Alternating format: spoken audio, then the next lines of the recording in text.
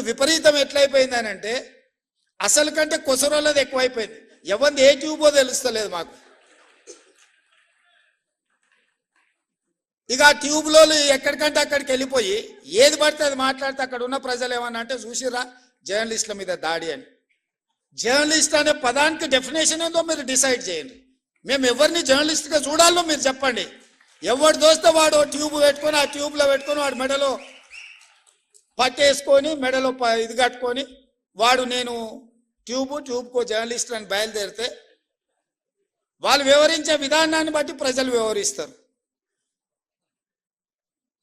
ఏది పడుతుంది మధ్యలోనే అడ్డం దొడ్డం మాట్లాడి ఏదైనా ఏమన్నా అంటే చూసిరా జర్నలిస్టుల మీద వాళ్ళగా చెప్పే ప్రయత్నం చేసి ఆయన అధికారంలోకి వచ్చాడు.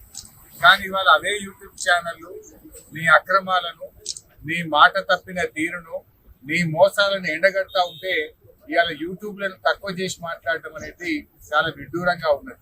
ఇంకా రేవంత్ రెడ్డి తనకు అవసరమైతే ఒక తీరు, తన పని తీరగానే ఇంకొక తీరుగా ఉన్నది.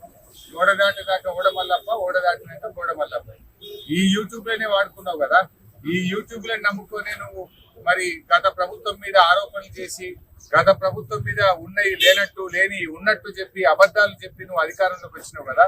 అవే యూట్యూబ్లు నీ బండారాన్ని బట్టబయలు చేస్తుంటే, నీ అవినీతిని బయట పెడుతుంటే, నీ యొక్క డొల్లతనాన్ని, నీ మాట తప్పిన తీరును, నువ్వు ప్రజల్ని మోసం చేసిన విషయాలను బయట పెడతా ఉంటే ఇవాళ నువ్వు తట్టుకోలేకపోతున్నావు.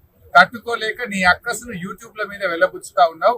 ఇవాళ ప్రజలకు అర్థమైపోయింది ఇవే యూట్యూబ్ ఛానల్ బిడ్డ నిన్ను గద్దె దించడానికి రాష్ట్రంలోని యూట్యూబ్ ఛానళ్ళని ఒకటైతే నీ బండారాన్ని బయట పెడతారు. ఖచ్చితంగా నీకు తగిన శాస్తి ఈ యూట్యూబ్ ఛానళ్ళే చేస్తాయి.